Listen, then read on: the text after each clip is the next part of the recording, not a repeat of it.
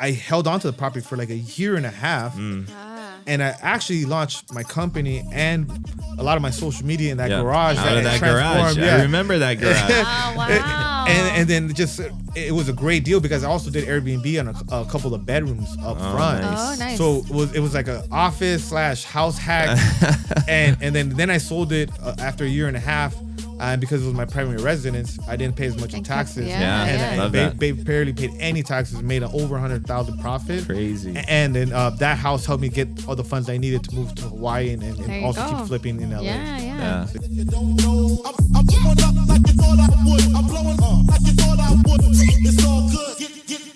Welcome to the Deals and Aloha podcast, where we talk about real estate deals, hope to impact our audience, and of course, spread aloha. Gee. You can find us on all social media platforms at Kamohai and Tristan. Please like, subscribe, and follow. All right, let's go. Today, we have the original deal maker himself, Alex freaking Camacho. Hey, what's up, you guys? What's Dude. up, my deal makers? Yes. Thanks for being here. Yeah, I'm excited. I'm pumped.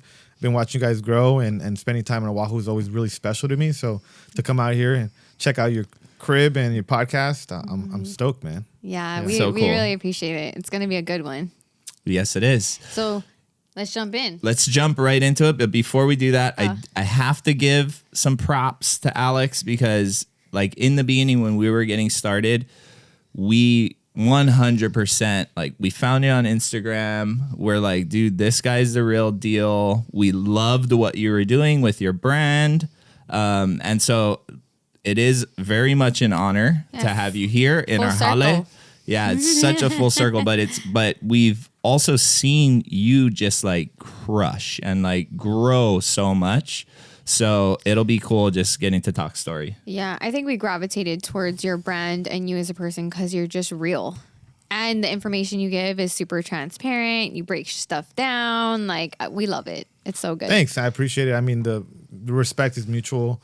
I've enjoyed seeing you guys grow as well. And I think that people recognize that, I'm giving information out. And I mean, I really have no specific agenda. I wasn't trying to sell anything. And it's always just been coming from a place of, hey, I think I could help other people a little bit further their real estate investor journey along a little bit faster by some of the stuff I've learned by being in the mud and being in these deals. Yeah. It's been fun, but definitely I've used social media has given me so many contacts and connections that I continue to use it. And I think it's something that we're going to probably talk about on this podcast. That's really important for everybody to work on their brand. Totally. All right. So you ready? First question.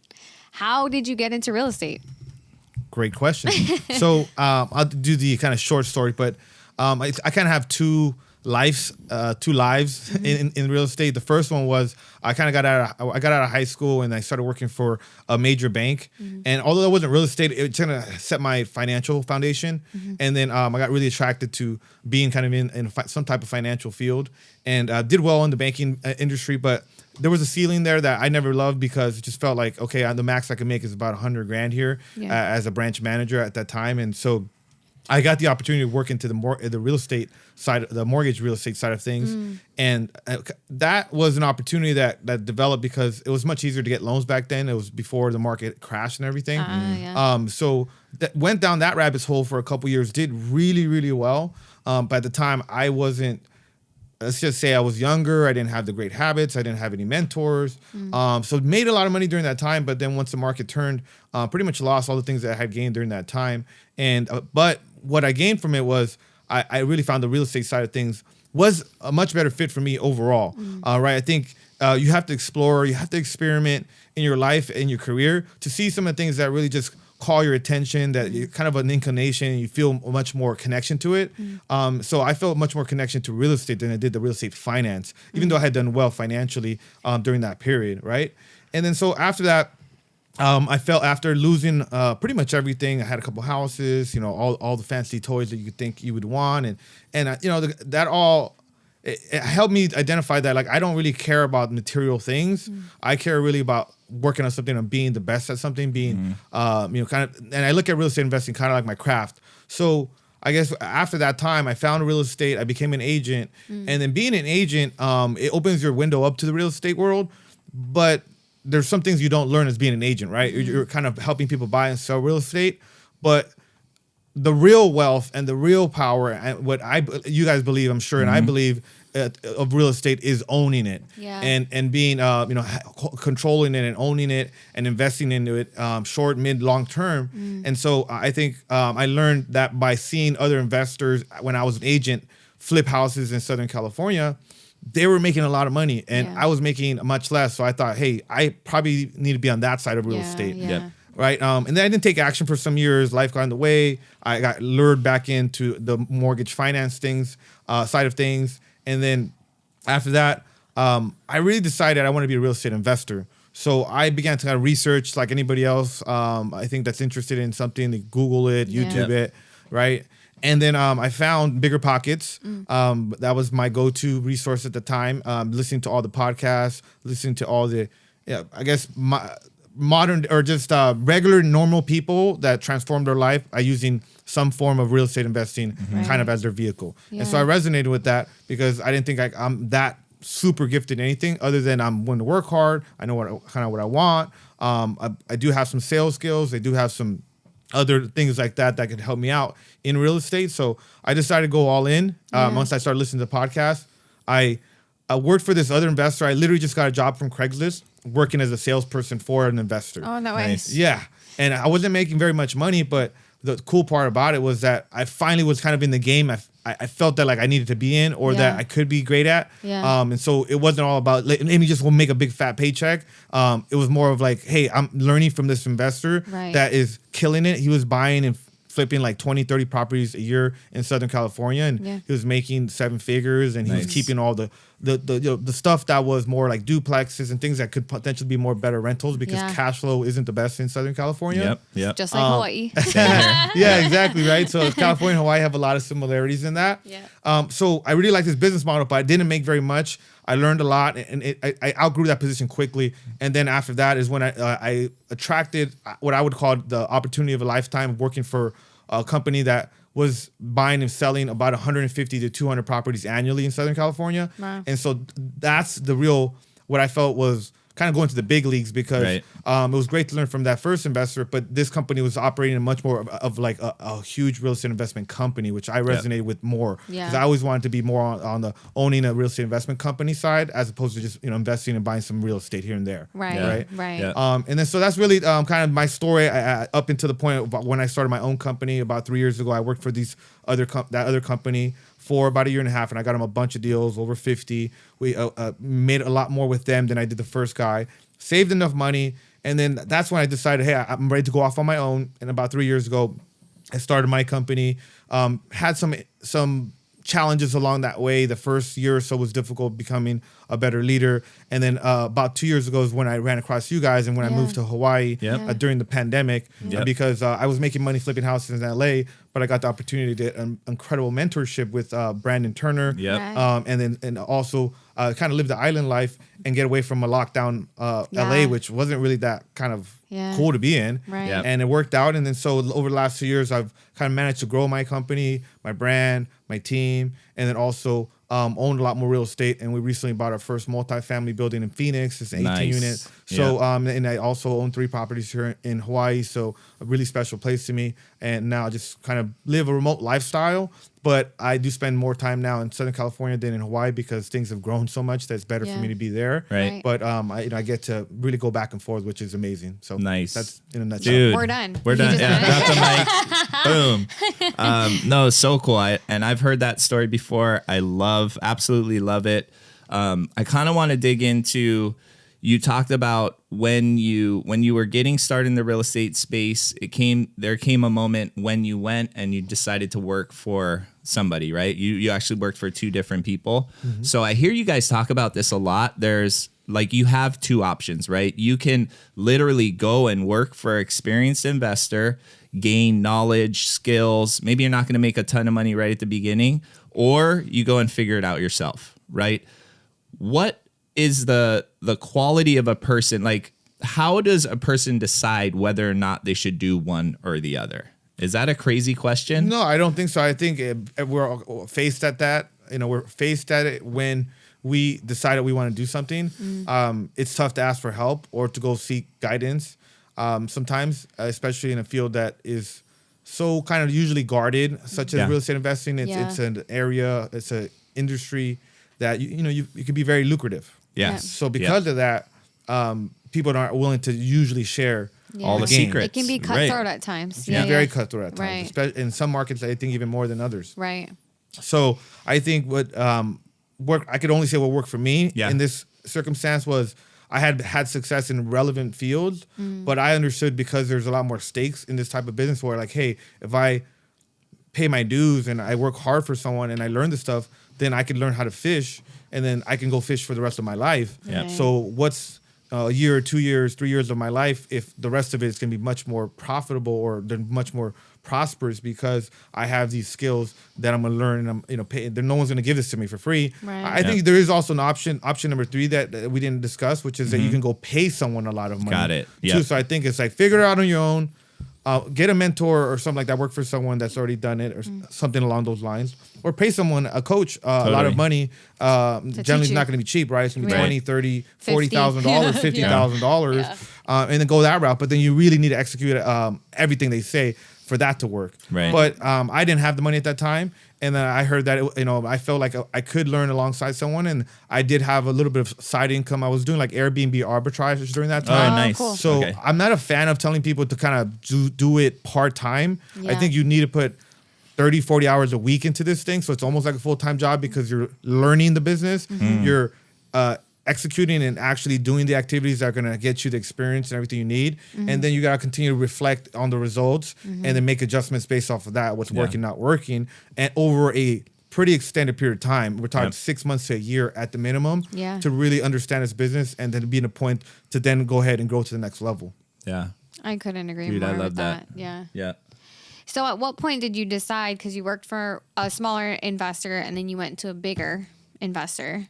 Well, at what point in your working for someone else, how did you know, okay, I'm ready to go work for myself. I'm ready to try and do this on my own. Yeah, absolutely. So the way I thought of it was always about the learning at the beginning. So when I reached certain ceilings of learning, for example, the first company that I worked for, I had already reached my maximum potential in the position they were willing to provide. And sometimes when you're working for other people, it happens in business that they see you under a certain context or they want you in a certain position for the business, for the benefit of the business. Yeah. And then that's why you have to be careful with mentors at times in the context that you're working with them. Yeah. Because then there might be some underlying their motivation for them or their agenda, right? And so what I've seen as a common pattern throughout my journey is that whenever I reach a ceiling of the learning, then I want to move on because then I can't grow anymore. I can't learn anymore in that position. And now I'm being held back. And sometimes that's because, they want me to just stay in that position. Other times I just feel like, hey, I'm ready to move on. Right. So I think you have to listen to yourself and reflect, like I was mentioning earlier. And then because these are tough decisions and, this is a high stakes business, as I mentioned before. So I wasn't too quick to move on. But I saw that, hey, this guy doesn't want me to grow any past this. And this other opportunity, I'm definitely going to grow and I'm going to be able to make more money. And so I was ready to go. But it was based on the fact that I didn't feel like I could grow anymore. Yeah, you hit the ceiling of learning. Yeah. So you mentioned reflection a lot.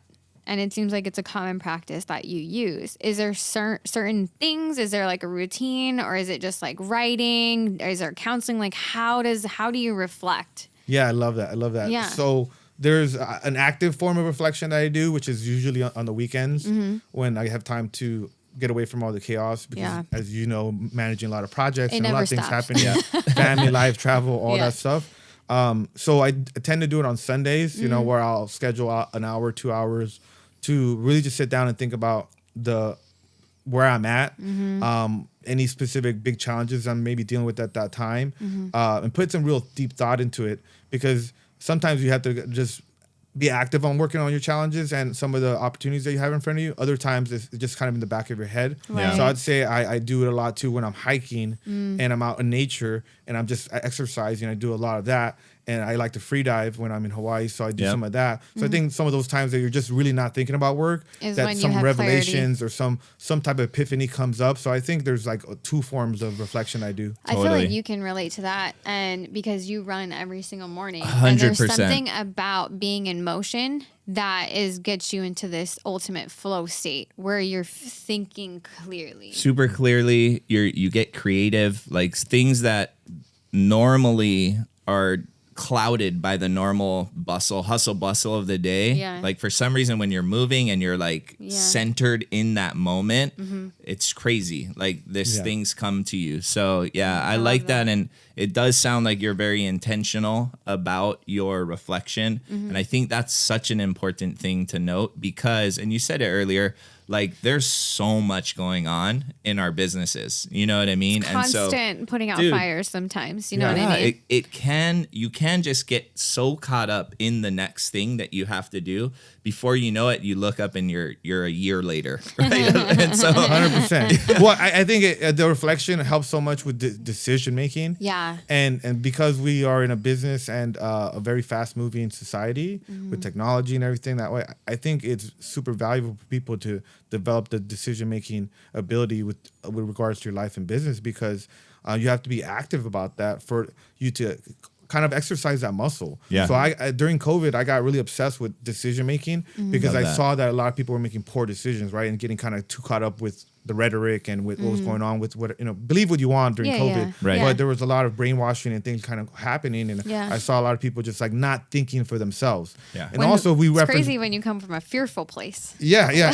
And if I, earlier too, we were talking about me wanting to leave the other place. Well, part of it was like I wasn't able to grow more, but a part of it was like I'm not involved in the decision making of like kind of my future, Yeah. and so like I can't have this. Like I need to be in. I mean, at different junctures in time, you have more freedom, Right. Because you have more resources, you have more money, you have more wealth, whatever you want to call it. But at the beginning stages, you have to like take people's advice and guidance, but you also have to really think for yourself because you have to Totally. decide what you want your business and life to look like actively for like many years because it's a constant evolving thing. You guys, this house that we're in right now, this beautiful property, you guys turned into a forever home. It was going to be a flip. We were Yep. just talking about it, Yeah. but you guys had to think about it. You had to let it really sink in and digest say, it, yeah. you know what, we want this. We're gonna Yeah. do this. And similar with my house in Maui, I put it on the market. I really didn't want to sell it, but my partner and I found a way to keep it. But another decision I feel like is a wise decision. So Yep. I just think that working on your judgment and working on all that is super important, and part of that is a reflection. So then you really review the results and look down on your life and be like, yeah, you know what, this is working. Hey, you know what, this is off. Yeah. We need to attack this over here. Yeah. Well, I thought I wanted this and I actually want this, I'm not happy with that. I want to move in this direction, all that stuff. I also like how you said that you schedule it in. Because us as entrepreneurs and business owners, you literally have to. Time blocking is your balance. I think I said that in our very first your one of your first Webinars? Zooms you did. Yeah. I think I said that because people are always like, oh, you got to find balance, you got to juggle. And I think we are more into the concept of integration. I don't think genuine balance really exists. I think you integrate tough. parts of your life that are important, and Yeah. you do that by scheduling it in. Exactly. You know? Exactly. So I mean, we touch base recently because like, hey, I gotta work on my schedule. We'll touch base on when we can do Yep. this podcast. Yep. Because you're constantly that. If it's not on your calendar, it doesn't exist. I definitely live by that. I definitely live Touche. by that. Dude, I love how you just talked about how decision making can be like a skill. It's a skill. And Yeah. you have to, and you can actively work on it. I know a lot of people that literally just take way too long to make a decision, are super indecisive, Well, right? what happens if they do that? Right. Like Well, I nothing mean- good. Right. Exactly. So I love that you share that with the audience. I think that's just important to hit home is that you do, especially in real estate, like decision making and quick decision making, and then just rolling with, right, whatever that decision is so important. Yeah. You said that you were working on it. So did you like read a book? Like what Yeah, did that's a you great do? question. Yeah. I read a book called The Road Less Stupid. Okay. By Keith Cunningham. Oh, I like that. It's The Road Less Stupid. That's Road my Less kind of Stupid. book. Yeah, he talks a lot about avoiding mistakes or avoiding things, or he calls it thinking time as well. And so I got the inspiration from reading that book on just being more conscious about it and say, hey, you need to schedule in some time. And I'm not perfect at it. I don't do it every single week, but there's some weeks where I'm like, hey, I need thinking time. And when I think about it that I need it later on that week, it's like I'm not in the position to think about it then, but I know that later on that week that needs to be something I do. And so that's what that comes from that a lot of times. Like, hey, that one particular thing or those 3 things that are important need to be, you know, decided, or something needs to happen with those. But then you can't do that if you don't have you haven't put in the mental bandwidth to actually think about those things. So part of it is like reflecting on results. Other part of it is like, hey, I have these challenges that I have to think about, but I can't do it right now when I'm like exhausted or where I don't have all the energy I need for that type of important decision. I love that. Super cool. Okay. So, you're gonna go? Go for it. You've been involved in the game for a minute and you've achieved a lot of success, but with success comes some struggle. So what has been one of the biggest challenges thus far that you've had to overcome? Well, I think the one that comes to mind is the leadership one, because I've said this before. We've had long conversations about it in the past, because there's some people that are more naturally gifted, like say in sports or these different areas. I don't feel like I'm gifted that much on the leadership side of things. I'm more of a hunter, more of a hustler, right? I go out and get it myself. But to build a company, you need to lead people, and it's a responsibility. And I've read a lot of books on it. I've modeled some of my leadership growth to other leaders such as Brandon and Ryan Pineda and some of these other people that most people know in the industry. But you also still need to kind of find your own style and not to try to be someone else that you're not, because your personality as a leader kind of trickles down throughout your organization, as I've learned from other successful leaders. And so there's parts of my personality that I can be a little bit harsh, or maybe a little. I push people to perform. I push people to grow, and sometimes I'm not all that nice about it. And I've worked on that. But people they see that like I'm willing to jump into the mud. Yeah, sure. I'm not in the same situation as the one before. I'm not driving to go look at that house anymore as much. Maybe just to film some content. But like I am going through the mud in some way, shape, or form every single day. And so I think that's been the most difficult part of like, how do I become a better leader? These people, the direction I give them is going to determine whether they're successful or not. And I think most people kind of go about that a little bit haphazardly and not serious enough, and not understand that like, hey, this is a constant thing of like, you got to be getting better as a leader. Your team is getting better, so that means you got to get better. And I just spent a lot of time working on the company culture now, of like the people that I work with, to make sure that we have the right people with the right attitudes, and we're going the right direction, especially in a time right now where, I mean, it's very difficult, a lot of uncertainty. So I'd say that was the biggest one that comes to mind, like how much I had to actively work on my leadership skills, and how I had to start like really eliminating that limiting belief of I'm not a natural leader. Well, I'm not, but I can work on it. But that doesn't mean I can't be the best, or I can't do that thing. What was that something that you recognized over like trial and error? Or because I think for a lot of people, especially when you're like starting a business and then maybe you bring some people on, it's very easy to look outward and be like, oh, that's not the right person, or oh, they're doing that because they don't know what they're doing, or something like that. But I think a lot of times it is leadership, right? Or it's something that maybe the owner needs to work on. So like, was it something that you just always recognized in yourself, or how did you kind of recognize somebody being like, Alex, you're fucking up? No, I think it was based a lot of it on the results. Like when I first started my company about 3 years ago, the people that I decided to bring onto my team and hire or attract or whatnot, they weren't really high caliber. I would call them not A players. We talk about this often. There was like, a mix of some B and C players. And since I was a B, C leader, well, guess what? We got B, C results. And which weren't where I was looking for, because I look at myself as, now in retrospect, I look at it like, I'm an A player, but I just had people around me that didn't have the same values. That didn't have the same commitment. And so the results reflected in that. And then later on, when I grew as a leader and said, hey, no, I need to have a higher standard for the people that I decide to work with, because they're going to be part of my family. They're going to be part of my life. I need to be way more conscious about this. And then that's when I started to attract just higher caliber people. And then they don't really need as much, you don't need to handhold them. They take initiative. They make the business better. They take direction well. They're coachable. I mean, these are things that you need as a great leader too. You need a great team, teammates or people to lead. Yeah. So I think they go hand in hand. And at the beginning, I just, just whoever wanted to come on team, let's roll, let's go. Yeah. But they just weren't high caliber people. And then later on, I suffered from that because it was frustrating. Spending money on marketing that's not working. I don't got the right guy picking up the phone. Yeah. And I'm dropping $5,000 a month. Like, Yeah. Yeah.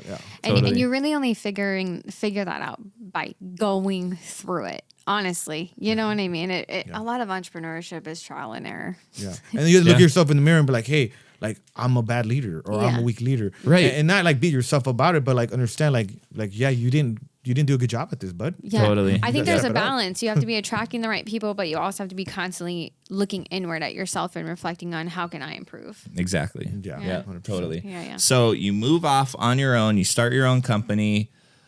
How quickly from that point did you start actually building a team? Because it was all you though, right? In the beginning, all solo. Yeah, I had a virtual assistant and then I had someone help me out a little bit in-house, but it wasn't a big team at all. It was just me and like a couple people. Right. So when did you start building a team, and then what was, the few things that made you decide to do that? Like, how did you know it was a good time to start? Yeah, well, around the time that I left that second company and I started my own company, I went to a mastermind. That was the one I went with Brandon Turner. And I met a lot of people on there that had teams, had companies, I was definitely the smallest fish in the room, or one of the smallest fish of the room, of like 30 people. And so that exposed me to a lot of people that had already built teams, and they had a lot of peace of mind. I recall thinking about that, where I'm just antsy. Frantic, I'm like- just like, I'm trying to get after it. I'm trying to prove that I could even be in the same conversation with some of these high level people. Yeah. And then I just remember thinking like, these people just seem all so calm. Yeah. Like, they're just like Peace. They have, and granted, they all obviously have challenges, problems, and all that, but I just sensed that like I was missing something. Like I don't have what they have, which is an actual business, or people that are working behind the scenes and are helping me accomplish this and grow this company and do that. Like I don't have that yet. I have, I had multiple deals. I was flipping 2-3 houses at once. I was making really good money, mid 6 figures in there, and I was already like doing well. But it's not like I had a team. I was still involved in almost every part of the business. Yep. I only had a little bit of help here and there. And once I saw that, I was like, you know what? I want to do that. And in that mastermind, they also were very specific. Like, how many people do you want to have working for you? You know exactly. How many deals are you doing? How much revenue? Like very specific things. So then that way, when I left that, I went with a real specific goal. Like, I'm building this size company with this much revenue, with this many teammates. And then it was just a matter of finding those people and attracting them and hiring them and training them and all that, going forward. How did you find your A players? So I would say the first A player that I found was Will. Yeah. I know you guys. So credit to Will. Shout out to Will. Shout Shout out out to Will. Shout out. My guy, dude. My work wife. I joke and say that. No, but he's absolute just A player, closer, Top Gun. So I known him for some time, and then he's seen some of my social media stuff. He was working for, actually still does, the LA Chargers. Yep. And this guy's a top salesperson there, and he's like, hey, you know what? I like what you're working on. You should come host this meetup over here, in my location. And he was going to try to sell me and all my investor friends like some tickets. Some tickets. Some tickets, right? Excellent. And then we started connecting, and he really liked what I was working on. And then he actually got attracted more onto the real estate. He was trying to close me. Yeah. And then I ended up And then closing you him. closed him. Yeah. Because around that time is when I was leaving to Hawaii. So it was like, hey, bro, do you want to come, and do this thing with me and help me grow this company? And he was ready to go. Yeah. Nice. That's so cool. Okay, so you found Will. I'm sure that was a game changer for your business at that point. Who was the next person you brought onto the team? So next behind that is we actually fired our virtual assistant, our main person there in that department. They were handling a lot of the operations and admin work. And then we hired a rock star virtual assistant next. And that person really helped to start to systematize things with us. She was super helpful and also coordinating a lot of my, I'd call kind of business travel, but since I travel often and then also have a bit of a hectic schedule, she really started getting me on kind of like the calendar and then holding me more accountable. She regimented you. Yeah, exactly. And so I say that was like, it was like back to back, kind of, they were around the same time. But first Will came on board. I had other people that worked with me at that time, but he was just like an A player right from the beginning. Yeah. So what does Will do? Like, what is his role in your business? Yeah, so initially his first role was acquisitions. Since I was moving to Hawaii, he was going to be running acquisitions in Southern California. We were still going to be buying there and predominantly buying there. I was just moving to Hawaii to be closer to that mentor, and then also just get away from LA during the pandemic. And I had sold my property there, my primary residence. But Will stepped in to run the acquisitions department because we don't run a virtual completely company. We're buying and acquiring property. We predominantly flip, and then we hold what we, whatever we don't want to flip. Yeah. And so I knew I wasn't going to be able to do the same type of acquisitions. So I needed somebody to replace me, another closer, somebody else, deal maker, someone to go make it happen. And that turned out to be Will. He has since then grown in his role with the team, the company, and into more of a partner, more of a CEO, kind of running the operations and getting more into the details of just growing the company and then holding the team accountable for all the roles that we have now. So he's really grown with us over the last 2 years. Like he's at where I was after 4 years, after 2 years. Yeah. Wow. Nice. Yeah, that's awesome. Yeah, Will's a rock star. He's awesome. Yeah, so okay, you started building your team out. One thing that I've always found super admirable about you is that you're very well branded. And so like that's where we found you. We found you on Instagram. You're the deal maker. And literally, was that something that you just started right when you started your company? You're like, you know what? I know I need to brand myself well, and I'm going to start doing that. Yeah. Or how did you get into that? Like, why did you even go down that path? Where did the deal maker come from? Yeah, where did that come from? So it initially came from my Instagram handle being real estate deal maker. That's what it used to be. Nice. And so that's why I started. I don't know where I even got the term deal maker, but I know it's been out there. I didn't create it, but I felt like, hey, I'm this real estate deal maker. And then I got some advice from some of my social media friends. One of them was, you probably know her, Investor Girl Brit. Yes. And so she would give me some like advice on, you have to be like memorable. Other people were saying like, you got to be somewhat of a caricature or a little bit, if you're normally like this, maybe just be a little bit. Bump it up a little bit. Bump up energy. Right. And I am extroverted, so it's not too far off, but I didn't want to be like everybody else on social media saying, hey, what's up, guys? Hey, what's up, everybody? So I just started saying, like, what's up, my deal makers? Because I just thought it was kind of catchy. And then it caught on. People started to see me in person and be like, what's up, deal makers? And like jump at me a little bit because I started jumping into the screen on some of my videos. Right. So again, just to be you got to capture people's attention. We have such a short attention span now. Totally. I think that's part of it as well. And it just evolved to where it kind of became something separate from my company of just me being an investor and me buying houses. Yeah. And then we created the free webinar every week during the pandemic. Yeah. And we were just hosting this weekly webinar. Sometimes we'd interview people. Yeah. Sometimes it would be where we're teaching a certain subject that we feel like we've done really well at.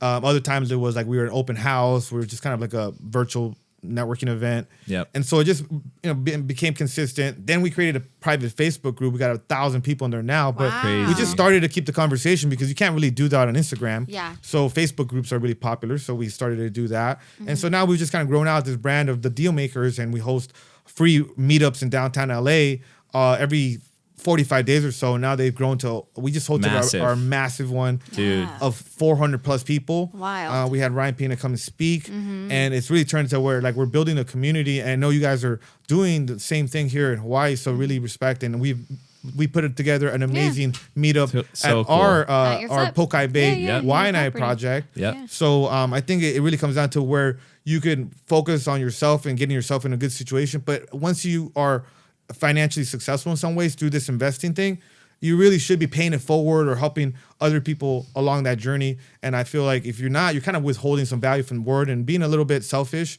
And social media really allows anybody to share whatever success they're having and start kind of grow their own little community wherever they're doing. Exactly. So cool. Yeah. How has creating this community benefited the people that have gravitated towards the deal maker himself? You know what I mean? Like, what benefits have you seen for them and then for you? Both. I mean, it's been a complete win-win. I don't think we'd continue to work on it if we didn't feel like it was something that was really worth our time, because we don't get paid to do these events and all that. But what we found is that we were creating this environment for people to collaborate. And then since we did that, we were hosted that, we were benefiting in some way, shape, or form. We'd either have somebody come to us and say, hey, I really like what you're working on. I want to come work for you. This is what I bring to the table. And we have, very motivated people. Talent acquisition is a real thing. Yeah. Totally. So we're always looking for deals. Yeah. We're always looking for money. Yeah. Yep. We're always looking for contractors. Yeah. But we're always looking for talent. Yeah. Right? Always. So remember Yeah. that, those 4. So I think we've been able to get all of those through this free webinar, through these free meetups. Yeah. Because we'll get someone to come invest with us as a private lender. We'll get someone to come and give us other options for some of our refinances of properties we want to keep. Other investors that are giving us advice on what's working for them in other asset classes. I mean, the list goes on and on. But it has been something. It's been that. And then the people that come to our events, they do business. I've heard people do business and do deals together and learn and use other vendors that we're using. Yeah. And I just don't come from a place of scarcity because. I mean, these deals are created. This business is difficult. So unless you're willing to put in the work, you're not going to succeed. Right. Yeah. So that's why I'm not really in that scarcity mindset. I believe everybody could be successful. They just need the tools and do the action to be successful. Totally. 100%. And I think that's why we gravitated to you initially all those years ago, is because you preached abundance, and that resonates so deeply with us and like the culture that we try to perpetuate here in Hawaii with Deals and Aloha.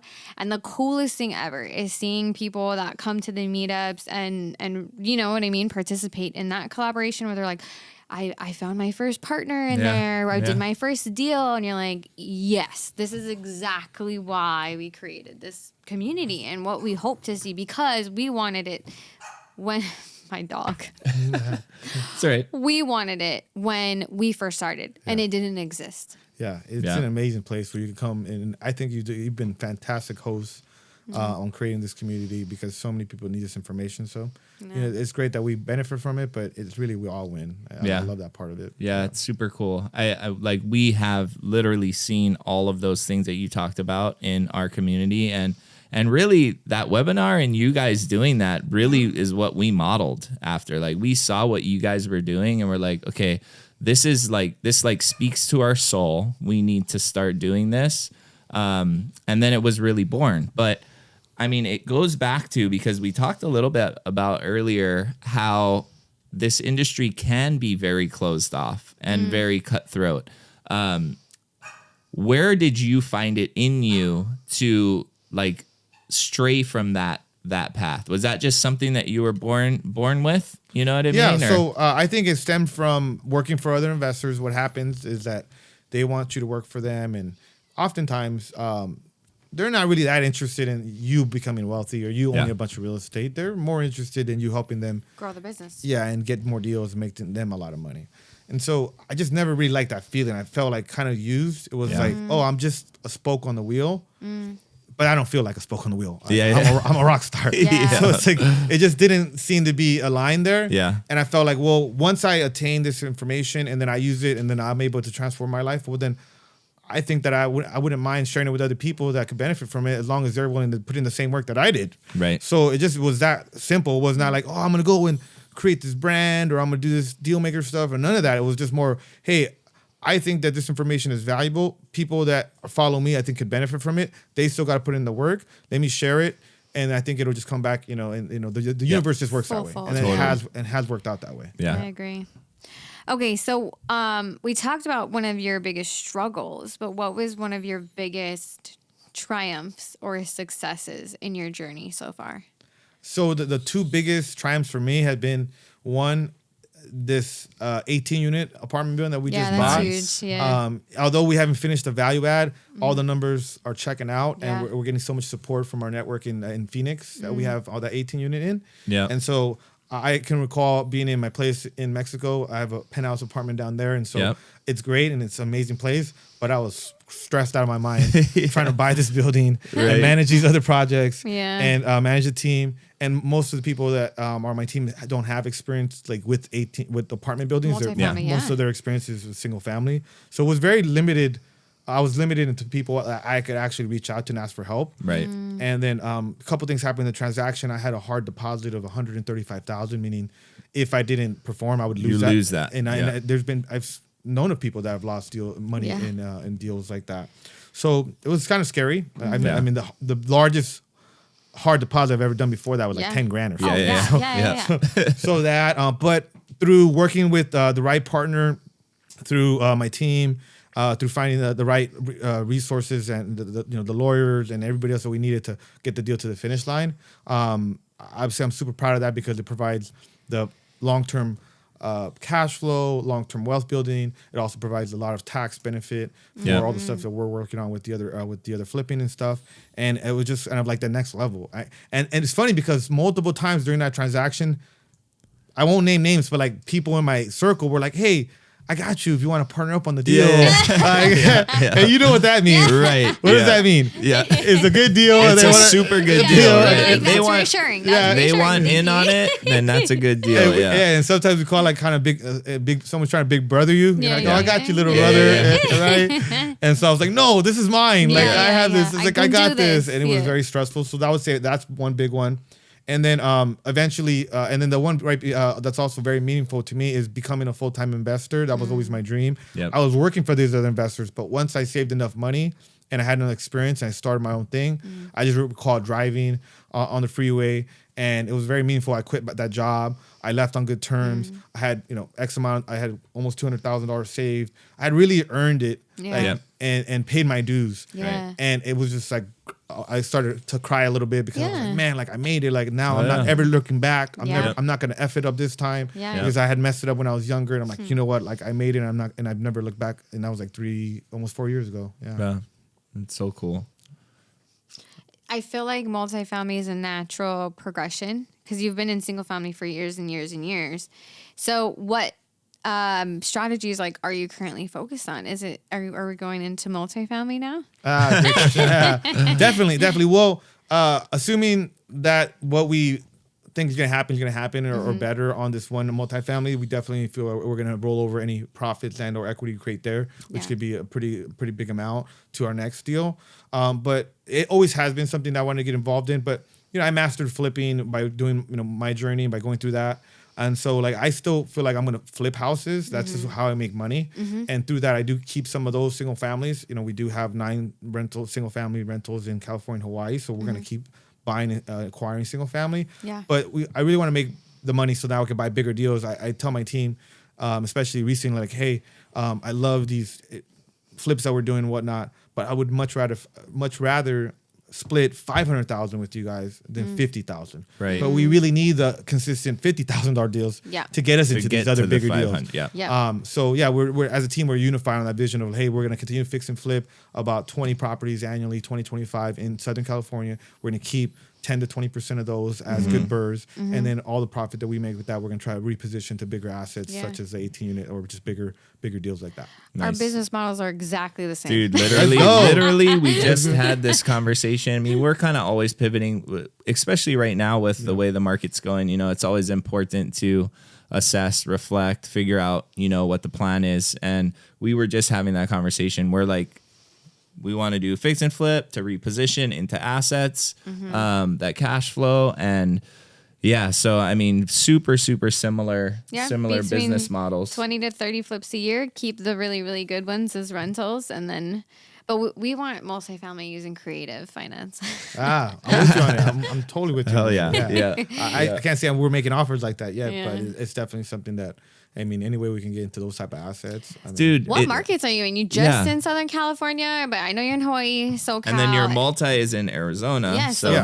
So most of our projects are in Southern California in 2 parts, which is just core Los Angeles. We don't go that far east into the Inland Empire, which is San Bernardino and Riverside County. We mainly invest in single family houses in core Los Angeles, South LA, East LA, certain parts of the San Fernando Valley. However, we also are really bullish, and most of our deals, I would say, going forward are in this place called the Antelope Valley, which is Palmdale, Lancaster. I would categorize as more kind of the desert, more the commuter kind of type of outside of the city, about an hour. But we're buying homes for $150,000, $250,000. Oh, nice. An hour's drive from downtown LA. Right. So we do a lot of deals there where we can hold onto them and we could flip them, and some of them are even midterm, short-term rentals. And Nice. so there's a lot of exit strategies there, and we like that. And then we buy in Hawaii certain properties that just where we want to keep, or we'll do a occasional flip. We just flip something on the Big Island, and then we have the other 3 properties that we have, one on Oahu and then 2 in Maui. One of the ones on Maui I believe we're gonna flip. And so we just do business in Hawaii because I live in Hawaii part time. I love it. Totally. But it isn't something like we're scaling up. We're doing a bunch more deals. Right. That could change in the future. I know I love Oahu, and I plan on spending more time. Coming to Oahu. Yeah. So that plan is still kind of in the future of me spending more time or being more full time in Oahu. Not, I wouldn't say in the next year or so, but definitely we're going to keep that one on the west side, and anything else comes up, we're still interested in. But the multifamily market we're most interested in now is Phoenix. We have a robust network there. It's a growing city. Yeah. I understand the market a lot more by spending a lot of time there. But we're not married to only doing deals there. We're open to like Texas and like Florida. Yeah. I do like to be able to get to my property within 24 hours. And I love that there's a lot of direct flights from Hawaii to Phoenix, from Guadalajara, Mexico, where I spend a lot of time, to Phoenix, from LA to Phoenix, obviously. So I think for me, logistics is also important because I also want to spend time in the places that I own real estate. Love that. That might change later down the road. I know you guys are very similar to that. Similar, yeah. But some people don't care. They want to own a bunch of stuff in places they never go. Yeah. I'm a little bit different. I do want to visit places. We're the same. For us, it was never about quantity. It was always about quality. Yeah. So I don't care if I own 1,000 doors. If I own 100 and I make the same amount of money as the guy who owns 1,000, you know what I mean? Like, it doesn't matter to me. Yeah. So I also feel that like I try to make sure that the markets are also synergistic. Yeah. So for example, like I didn't work on any Hawaii deals when I moved there first because I was working on LA. Everything was about LA.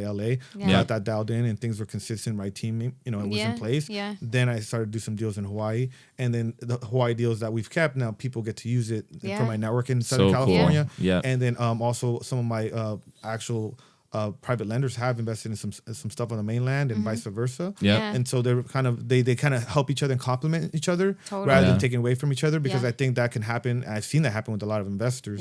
So I've kind of had to reflect on them, like, hey, how do I want Hawaii to fit into my real estate life and portfolio, or just my life? Is this long term going to benefit? Yeah, me? and so some of the Hawaii deals, like they're great with appreciation. They're not going to cash flow as much, but they're trophy properties. Yeah. Right. There are ways we can maybe keep them. Yeah. It's a different market. So just play to the strengths of that market. Yeah. And then with Arizona, it was just like, okay, I like spending time there. I have a great network, but I really see a huge opportunity with multifamily there. So let me just like dial in on there. Even though a bunch of people have hit me up on Arizona, hey, dude, I got this single family deal. And I'm like, look, dude, like I'm not interested in that. That's not part of my buying five criteria. and above, bro. 5 and above. Yeah, exactly. It has to be a bigger asset in Arizona. Because then you got to really be specific by your buy box. And that's what I mean by that. Like a very specific buy box across different markets. Yeah. And so, I mean, you've catered into 3 different markets, but you did a lot of due diligence before going all in. You know what I mean? With your marketing, which poses the question of what type of marketing are you doing right now? So most of the marketing we're doing now is we're doing text messaging to a bunch of real estate agents in Southern California. And then we don't really do a lot of cold calling. It's really more strategic cold calling. Like, okay, these niche lists or this driving for dollars, very specific lists we'll cold call. But most of our deals currently are still sourced from networking, from the events that we host, from social media, and from the MLS. Nice. So we're actually more dialed into the hustle, not the free lead types that are just require more hustle and everything because we haven't done well with our direct to seller, but also that's a result of us not having our acquisitions team has kind of been revamped in the last couple of months. Totally. So I don't want to spend money on direct to seller marketing if I don't even have the right people to pick up the phone. Yep. Yeah. But if I have people just calling and making offers on MLS, that's not going to cost me $7,000, $10,000 Ain't nothing like free marketing. Yeah. So we try to really source that, but that changes, and we want to put money into direct marketing, direct to seller marketing, particularly in the area that we're doubling down more in the Antelope Valley. Yeah. And then just other stuff. We know how to evaluate stuff, but I also like to talk a lot about opportunity processing speed. That's something that I talk about sometimes to people because they get so caught up in the exact channels to get opportunities, and they don't focus enough attention on processing those opportunities to like be able to like define like this is a really hot opportunity. This one is not. This one, and so you'll be able to prioritize your opportunities a lot more when you have a much more better process with that. So from when we get a lead to when we actually make an offer, we're focused on always condensing that to a much quicker time frame because we've seen that speed wins deals. It doesn't matter where you're talking about quick analysis. You're talking about deal analysis. Yeah. The acquisition manager analyzes it quickly. He talks to a project manager to get into the property quickly. Once all that is done and we have all the information we need, we're making an offer quickly. Yeah. So just condensing that time frame because that will win opportunities or get you consideration much more than just like taking your time or if that's like days when that could be hours. Yeah. Right. Yeah. The name of the game is speed. We all know Yeah, that you guys have done business. such a good job with that too. And I know you talk about this a lot, but there are, and I just want to hammer this home, deals on the MLS. I know so many people that don't want to look at a deal on the MLS because they just don't believe that there's deals on the MLS. Obviously, there are. You have built literally a business around it. Yeah. I think what's important to note, and I love that you said it, is they may be the free lead kind of sources, but you got to work a little bit harder in order to be successul at it. Yeah, Is that what it is? A lot of people don't consider MLS a valid lead source because they listen to popular belief, or they listen to what most people say about it. And I'll admit it is more difficult to get deals on MLS, but it doesn't mean that there isn't deals on MLS. It just means you don't have the right system in place. Just with like any sourcing channel, right? There's like you can door knock, you can send text messaging, you could do all these different ways to get opportunities, but MLS just requires a lot of hustle and a system in place where you're making offers consistently. Our goal is typically to make a minimum of one offer a day on MLS per acquisitions person. And recently we've kind of increased that to a minimum of 3. Oh, nice. Wow. So they are required to go out there and make at least 3 offers a day on the MLS. Yep. There are days that they miss that mark here and there, but the goal with all that is that you're going through all these opportunities, and then you're eventually going to find something. Totally. And so before every 30, 40 offers, we would get a deal from the MLS. Now we're seeing that more than double that. So it's like 80 offers or so, but we just got something on the MLS that's like 100,000 off of the asking price. It's been listed for 45 days. The motivation went up a lot during that time, and then they were able to give us this deal. And then that area is actually, we're seeing comps increase a little bit, not decrease. That's good. Because it's a good school district. It's a nice property. It's a cosmetic rehab. So, I mean, we're just mining the MLS every single day, and if you're not doing it, then you are missing opportunities. Right. Yeah. Are you seeing, I feel like this is a good caveat into the current market shifts and interest rates, and like what are you seeing in California and the In your areas that markets. you're investing? Yeah. Yeah, so we're seeing a slowdown on offer activity from retail buyers. We're seeing that the deals that we put into escrow sometimes they're shakier. They fall out easier. Yeah. Buyers are in the driver's seat more now, and that's the way they're thinking about it. So they're asking for credits that they weren't before. Yeah. So we kind of have to keep deals together now more, and we have to just work and make sure that things don't fall apart unnecessarily, because going back on the market might not be your best bet, and giving that guy an extra 5,000 credit might just be a better way to go with it right now. Last 6 months ago we'd be like, well, we're going back on market and we'll get our price. Well, now we have to work with them a little bit more. Certain areas I'm seeing that the inventory is increasing more, so we're seeing a more dramatic change in potential values there. The good thing with my model is that we buy stuff that we typically are going to be back on market fairly soon. Quick. And most of the time it's at an entry-level price point, no matter what. It's just in a different part of our territory. And then so the ones that we've seen that have not performed well are the ones that we were buying in areas that were a little bit more remote. We bought some property in Joshua Tree, and a couple of properties did really, really well. A couple of those that were not in Joshua Tree, they're kind of in adjacent towns, have not performed the same because the short-term rental permits have changed in those areas. Yeah, so little nuances we learned. We're still going to sell those deals at a profit, not a big profit. Yeah. But we're not going to lose money on it because we bought them at a deep discount, and we bought them entry-level prices for that market too. Yeah. So we're taking our bumps and bruises on that. We are seeing also from the private money lender side, we're seeing that things are going according to plan, and people are still wanting to sit on their cash, not renewing notes. And so we're being more proactive about raising capital. Yeah. Because before let's be real. Like we just tell people, hey, we got a deal, and people would want to fund it. And Yeah, just, it's true. And we have 100%. hard money lenders lined up. We'd have private lenders lined up. Right. Now we actually have to be more proactive about it. Yeah. And so we're doing a lot of that. And then I just tell my team, like, you have to work twice as hard because they're expecting. And also we're going to a time right now, we're filming and then recording this in December of 2022. Right. Yeah. It's already a seasonal. Like rates in- are really high. Yeah. We're in the holidays. Yeah. So a lot kind of not in your favor right It's now. not the best Right, time to right. sell. But A lot everything you buy against us. now, if you buy at a great price now, you'll be listing it on the flip side or Right. refinancing appraisal side in a really good time. in a really good typically time. for a cycle. So Yep. Yeah. we're gonna see how that plays out. But we're definitely being more conservative. And Yeah. we're buying less. But it doesn't mean that there's not deals out there. We're just buying less right now. Yeah. Well, that makes me want to ask you about your first deal, the first deal you ever did by yourself. By myself. Yeah. First I did by myself. Do you even There's so remember? many- Yeah, I know. Your I very do. first deal. The Super very easy, first deal right? for the investor or on my own. On your own. Okay. Yeah. So one of the very first deals that I did on my own was actually a sub 2 deal. No way. Yeah, it was a sub 2 deal. Yeah, I know you guys are big sub 2 Yeah, people. yeah. So I got this Google lead. We were at the time we were spending I think $3,000 a month Yeah. on Google ads, and Yeah. then this lead came in. This lady wanted, I believe she wanted 545, something like that, and for me to buy it like a traditional flip. Because the ARV was about 750. Okay. I needed to buy it somewhere around 500. Yeah.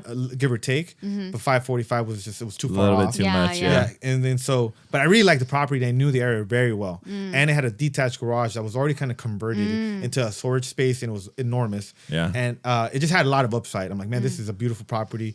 I could do an ADU on it. I could live in it. Totally. Yeah. I could slow flip it. I could do a lot with it. Yeah. Right. But she wouldn't budge on the price, so I pitched subject to. Nice. And she said yes.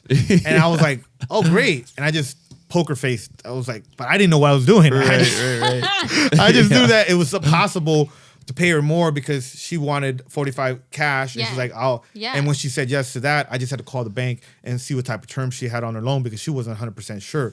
Sure enough, she had a 3% fixed rate. Dude, no way. And then like the payment was super low. And I was like, oh my God, this is perfect. Yeah. And I just called a couple of my title reps. I asked them some questions. I called a couple investors I knew, asked a couple of questions, and they told me what to do. I figured Dude. it out. I got all the insurance policy. I put myself on the loan. Yeah. All the things that you have to do. Yeah. And then I gave her the money, and then I held on to the property for like a year and a half, and I actually launched my company and a lot of my social media in that garage. Out of that garage. transformed. I remember that garage. Oh, wow. And then just it was a great deal because I also did Airbnb on a couple of bedrooms up front. nice. Oh, nice. So it was like an office / house hack, and then I sold it after a year and a half. And because it was my primary residence, I didn't pay as much in Thank you. taxes. Yeah, and yeah. Love I that. barely paid any taxes. Made an over 100,000 profit. Crazy. And then that house helped me get all the funds I needed to move to Hawaii There and you also go. keep flipping in LA. Yeah. Yeah. So, yeah. Dude, so cool. That your first deal is a prime example of your network is your net worth because you did a sub 2 deal, faked it till you made it, right? But you were able to accomplish the deal because you reached out to your network. Yeah, I mean, so much of deal flow or putting deals together is literally creating a deal Yeah. from nothing. Right. In structuring the deal, getting advice and things like that. So, yeah, if you connect with other people, whether you've done 0 deals or 10 deals or 100 deals, there's always a lot of value from being able to ask people for help or, hey, how do I do this? And what do I do? Yeah. Hey, Yeah. I got myself into this situation. What do I do? Yeah. Okay, so now flip it. Tell us about the last deal you just did. The last deal. The last deal we just closed on was actually just a little basic house that we bought in Lancaster for $147,000. Nice. I love when I can buy something in Southern California for anything with the 1 in front of it. I'm I like, know. I mean, That's under a- 200? Those That's wild. exist? yeah. Yeah. So it's located in close to the downtown area, although it's not a huge downtown area. It's gonna be a perfect midterm or short term rental Nice. because it's really close to that area. and it's gonna be a cash cow. Yeah. Because of just putting it on a short-term rental, So and you're then we gonna got a keep monster deal. Yeah, so I'm gonna keep that Love one. it. We're trying to keep more and more now, but it just needs to make sense on the refinance. And everything. No. Yeah. Yeah, so many benefits too. I think that's kind of a natural evolution too. A lot of people get into the game because they need active income. They just need money coming in. But once you solve that problem, like what's next, you know? And so I love that you guys are doing that. Well, you said it in the very beginning. The people that actually create real wealth are the people that are holding the asset. Yeah, and I want to talk about that real quickly. Yeah. Yep. Because a lot of people will tell you flipping property is like the wrong thing to do, but you wouldn't tell a real estate agent, hey, you shouldn't help people buy and sell houses. Yeah. That's the way they make money, right? And Right. then you can invest that into property. Right. Well, for me, flipping is that like my full-time job. I Yep. make real good money. It helps me get opportunities of property that I can keep. It helps me make enough money for me to buy properties and hold on to them. Right. So I remember getting a lot of like that flip shame. I don't know if that's Yeah. even Yeah. a word, Oh, yeah. right? No, totally. Like, what are you doing? Like, Yeah, well, why aren't you holding on to them? Yeah, it tends to come from people that are more on the buy and hold on the Yes. side. Yeah. But what I think is overlooked is that it's a way of making money, and it's okay if you're investing that into something else, such as like rentals or Totally. multifamily Yeah. and all that. Even like somebody I follow closely, Ken McElroy, Yeah. he Yeah. talks Yeah, a yeah, lot, yeah. and he's like, that's the only exception to flipping is if you're actually buying multifamily with Yeah. the money you're making from flipping. Totally. And Yeah. we are. Yeah. Totally. That's Yeah. the Totally. model right Yeah. there is flip to buy rentals. And I didn't own a lot of rentals, and I was like 3.5, almost 4 years into the business. And Yeah. I didn't have any rentals. Yeah. Right. And so it was like almost like I was ashamed. But then in the last 2 years or so, I've been able to now I have like 27 doors. So Yeah, cool. But it happened because my goal was always I'm going to buy multifamily. I'd rather Yeah. own a multifamily building than a bunch of single family Yeah, same. rentals. Yep. Nothing wrong with that. Yeah. But at least that was my goal. And I remember like thinking to myself, like, dude, you don't know what I'm working up. Shut up. Your opinion doesn't matter because my path in real estate investing is different. It's my own. Yeah. Yeah. Yeah. Yeah. Nice. Okay, I wanted to pivot a little bit because this is another like you're going to hear this throughout the podcast is how much we admire Alex. But for multiple different reasons, and I think this one is fun to talk about. You really seem to live like a lifestyle by design. I've heard you talk about it in the past. You have houses in like all other in 3 like places. 3 different places like Yeah. Was that something that you always wanted to do getting into the business or tell me about that journey? Yeah, thank you. I'm very passionate about it because I feel like real estate has really enabled me to create this life of my dreams where I could live in multiple places, multiple cool places. Yeah. Super cool places. Yeah. And so it really developed by first moving to Hawaii and then having to build a remote business of flipping houses in Southern California. So that's really where it first started because when I was making money in my younger days, I didn't travel that much because I was always a slave to the office. Like, I got to be Yeah. grinding. I got to be on it. And Yeah. Southern California, particularly LA, is really kind of grind, right? You Hustle got to culture. hustle culture for sure. Yeah. And I resonated with this whole thing that, hey, I'm on this island, but I'm still really productive. I'm flipping houses in LA. And then I realized, well, I'm on an island. I could be kind of anywhere too then. So I started traveling some more, going to other like conferences. Even during the pandemic, most people are not traveling. So I started to travel more often. I ended up going down to Mexico, Guadalajara, where some of my family is from. And I really enjoyed the return on investment because I would spend very little and live like a king down there. Yeah. So part of it is, hey, life by design, but also I noticed that, hey, I'm spending X amount of dollars. I think I went down there and spent like 16 days and I spent like $1,500 or something.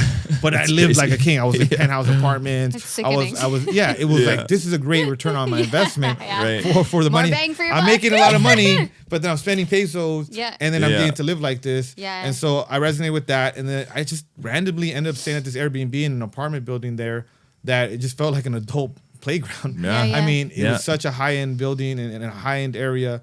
And so I ended up leasing that apartment. It's a penthouse apartment. Nice. So I don't own it, but it was like $1,000 a month for a 1-bedroom. So crazy. And it was like, and so some guys and gals where they like, girls like bags and certain things like that, right? Yeah. Men like sneakers and Rolex watches and Yeah. and fancy cars. So, but because I had lost pretty much everything during the mortgage crisis back in the day, Yeah. I kind of lost that really that thirst and that kind of want of like material things. I've always just desired more experiences and lifestyle and being able to live like a rock star, but not have to spend like that type of money. Yeah. All that appeals to me. Yep. And so that's where I got the apartment. And so then essentially I just been traveling between my penthouse apartment, my place that I had now have in Hollywood and LA, and then also the Maui. big Maui house that I have over there. So Yep. I kind of, they all serve a different, I guess, Purpose. purpose in my life. Yep. And I think you can do that if you want to live in multiple places. A lot of wealthy people do actually have multiple houses because they have the summer house or whatnot. And so I flex on people by having my penthouse apartment rather than having the bright, Rolex diamond studded Or watch. the red Ferrari. Or the Ferrari. That's cool. That if that's what your why is, and that's Yeah. how you flex or you show yourself that you've made it, that's good for you. But my lifestyle design is a little bit different. I want to be able to travel and be where I have location independence. Love That's- that. Well, the experience part resonates with, I think, us. Us, Because yeah. it was always about creating experiences with people that you love. And if you can't do that, then what is life? Absolutely. Yeah. I don't Totally. care about, believe it or not, I don't care about designer bags and all that. You can buy me houses. Yeah. Well, I do know one designer bag you want. So. Oh, yeah, there is one. Yeah. There is one. It's a Chanel. Yes, it is. Just one. I'll buy some nice. I might just buy some nice Ferragamo shoes. I love There you go. Ferragamo. So I'm not Every opposed once to in a buying while. designer stuff, but Yeah. I just think I'd rather. But man, I could be a week in Mexico too. So That's like, I look at crazy. things like that now. Yeah. Yeah, you look big at it time. different. I would rather take my whole family on a trip, you know what I mean, than buy that bag. Yeah. Honestly. I think that's, we've always been more about the Yeah. experience, but we've been also very intentional coming into the business, understanding that we had a very clear vision on what we want our life to look like. You know what I mean? And that Absolutely. that's what part of it is. It's part of that lifestyle by design. We want experiences. We want our whole family to elevate with us. And Well, so it goes also back to that reflection. If you're not constantly reflecting on your journey, how do you know that you can easily get steered off track? You know what I mean? Yeah. No, Thinking- I've seen that about you guys too. That you're constantly traveling. That you're sharing that on social media. Like, hey, we do this, but this is kind of why we do this for us. Yeah. Totally. We've talked about like Yeah. staycations. I know you guys have done some staycations Yeah, here. yeah. Yeah. Hawaii is an amazing place to do that. I know not Right. everybody can do that where they're at, but it's easier here. Yeah. And I just think if you're more conscious about it and this idea of you can build a business that's around your lifestyle, Yeah. rather than like just building your lifestyle around your business. Yep. Yeah, I yeah. hope I said No, that totally. right. Totally. And it's possible, especially now. Yeah. Yes. But I think also your team and everybody else needs to be on board. And part of the reason I've been able to go remote and not spend as much time in maybe the areas I invest the most is because of those dues I paid on the front end to know the market and to done enough deals to be comfortable buying a house from a place that, like, if I'm not seeing it in Yeah. person. Yeah. Yeah. I also invested a lot of time into my team to make sure they were trained Yeah. Right. enough to be able to like do the same things that I would do, and we could put these deals together. Yeah. So I think, and then like you were just saying, the reflection comes up again where I reflected, like I didn't just go get this place in Mexico. I didn't just Yeah. move to Hawaii, even though on Right. paper it seemed like a no-brainer decision. Right. I thought about it. I had a great life in LA, but I'm like, hey, I toy with this idea too, called like these asymmetrical risks, these things that you can make a decision that has a lot more upside to it. It's like doing a deal where like, hey, if everything goes right, you could hit a grand slam on this thing. Totally. If everything goes wrong, it's still manageable. Yeah. Right. But compared to where those deals are like, hey, if everything goes wrong, you could really You're lose done. your butt Like, on that. Yeah. But if yeah. everything goes right, then you make your minimum profit. Probably Yeah. shouldn't do that deal. Exactly. Yeah. Relationships are like that too. Like, Yeah. hey, Yeah. I spend a lot of time being around key relationships. Yeah. It might cost me some money to be in these rooms or to be around these people, but I know that being around this person has a lot more upside. Right. Compared to just me spending time with other people that are maybe a little bit more average or Yeah. junior as far as like level Totally. lifestyle business wise, right? Yep. So I think that just making decisions and putting yourself in these situations that could really transform your life, like this business, right? You get in this business, a couple of deals in, your life can look completely Totally different. different. We're yes. prime, both of us are Both prime. of us, right? Totally Prime different. examples After of that. 5 years of grinding, I built this life that Yeah. I think anybody could do the way they want to do it. Right. And then you guys have done it in a matter of a couple of years as well, Yeah. where now Right. you've built this brand, this community. Yeah. It's not about making the rent payment or anything now. Right. But then now you're using that platform to help other people and then Yep. continue to grow your stuff. And then you're paying it Exactly. forward. So there's Yeah. a lot of, we have a lot of similarities because we, do, think very yeah. similar on, Totally. on experience, and lifestyle, and family, and all that compared to just having a bunch of things. Things. Yeah. Yep. Yeah. Yep. I couldn't agree more. All right. Well, that makes me want to ask you, if you could go back to the very beginning, what would you do differently? Man, I know it sounds pretty weird, but like I wish I probably would have took even more action. I feel like I take a lot More of action? Yeah, I just Bruh, feel like I don't know if there's that's possible. I know. I hustle hard. Yeah, but you do. I think probably would have been more conscious about reviewing like all numbers on my business, like KPIs, and putting those things to like pay attention to what's working, what's not, because it helps identify like the things, the leakages, Yeah. Yeah. and the things that you're not catching. And because these numbers tell a story in your business. And so I didn't get really conscious about that or really early on. I think I probably should have worked on that earlier, just because then I would have maybe spent less on this. I would have maybe got rid of this person sooner. Yeah. I would have been able to spot things that were not right in my business sooner. And so I think just adopting this mindset of really paying attention to all of my key numbers would be something I would do different. Yeah. And then, like I said, just taking some more action, purposeful action to those numbers, right? Like, Yeah, yeah, hey, yeah. if I would have been paying more attention, I would have taken more purposeful action. So maybe not more action, but more purposeful action There you go. based on numbers. Yeah. Yeah. Where did you learn about KPIs? Because I feel like in the beginning, we're just trying to do deals. We're just trying to make money. You know what I mean? So who was pivotal in bringing that to your awareness? And then how did you navigate knowing what those things are?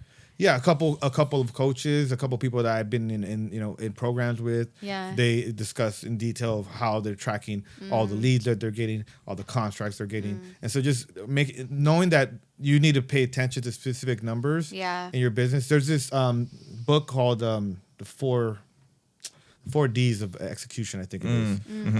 We'll put it in notes or something. Yeah. Yeah, we'll But put it in. Talks a lot about lead and lag measures, right? Nice. It's like, for example, when you're trying to lose weight, if you just weigh yourself every day, That's not going to work. that's not gonna work. Doesn't It's work. better to actually figure out how much food that you're eating Yeah. and all these other numbers and track those numbers. Right. And then eventually it'll get you to the weight that you really kind of want to be at or the physique that you want. Right, Yeah. And I right. think it's very similar to business. That if you pay attention to these numbers, then it's going to affect the revenue and affect the profitability of everything you're working on. Yeah. So I think just knowing that like I'm not naturally a salesperson or a numbers person. Yeah. I love sales, but I'm not like all about the numbers. Yeah, yeah. So I think that, and like I said earlier, being a leader, like your personality and your strengths, all that, they ripple throughout the entire organization. Whole organization. So if I was that keen on tracking numbers and paying attention to numbers, then that means that people in my organization weren't as well. aren't going to Yeah. either. So yeah. now I just feel like, okay, that's important. Everybody knows like, hey, we're tracking these numbers. This is why they're important because they're helping us get to that bigger goal. Love yeah, that. I love that too. Yeah.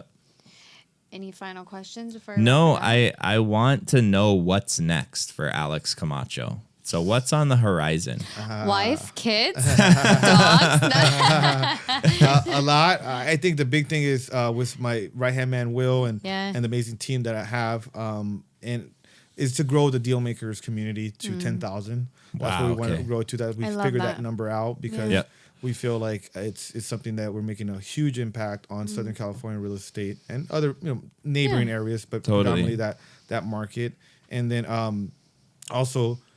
We really want to dive more into the bigger deals, the Yeah. multifamily stuff. We talked about that earlier. And so Yeah. we'll be working on doing at least a couple of those a year going forward. Obviously, we have to learn. We have to learn off everything we're doing on the AT unit. But based on everything we've already learned in the, I think, 6 or 7 months that we've had the property, I feel like our team is equipped to do more deals like that Love that. next year. Yeah. Well, Yeah. there's going to be a lot of opportunity because a lot of bigger deals, their notes are coming due. So there's going to be a lot of opportunity. Yeah, the interest rates are really, it's crazy to see what happens because they affect the bigger property, bigger deals a lot. A Totally. lot. Yeah. Big time. Yeah. We'll have to sit down one day and like deep dive that 18. I would love to do that. Yeah, man. Because Yeah, we're working like- at 14 right now in Florida. Oh, Yeah, in So- I didn't Florida. know that. Yeah. Yeah. On Full ter- value add too? On terms though. So Terms, we'll see. yeah. We're Yeah, working. yeah. We've been working it. So we'll see. Yeah. Sounds good. So what impact do you hope Last to leave question. with the audience? Impact. What impact? I think the main thing is to be mindful of the life and business that you want and by using real estate investing as your vehicle, and to just surround yourself with an amazing group of people that are as crazy as you are, because it makes the journey that much more fun. Yeah. I Dude, love that. I was- love that. I think that was the best answer. we Yeah, got. me The too. last answer. Me too. So where can people find you? Primarily Instagram is my handle is Alex Camacho TV. That's last name is spelled Camacho. Send me a DM or just reach out if you resonate or have any questions. I'm always happy to help and check out our stuff on it. All of our recorded webinars, we have them on YouTube, and we did 100. Now we're going to be doing something else. We've already kind of next year we're going to be launching something. Nice. Talk to you guys that. But check out those webinars on YouTube. We gave out a lot of free game on that. Yeah, you did. Amazing. Those things were awesome. Yeah. All right, guys, we'll go follow the deal maker himself. Follow Alex. Thank you so much, brother, for coming on here. I know it's been a long time in the making, and dude, we're excited to watch what's next. Yeah. Right? I'm excited to see what's next with you guys. Deals and Aloha, man. I'm super proud of you guys. Thank you guys for having me on. It's been an absolute pleasure. Awesome. Thank you. Appreciate it, brother. Peace. Peace.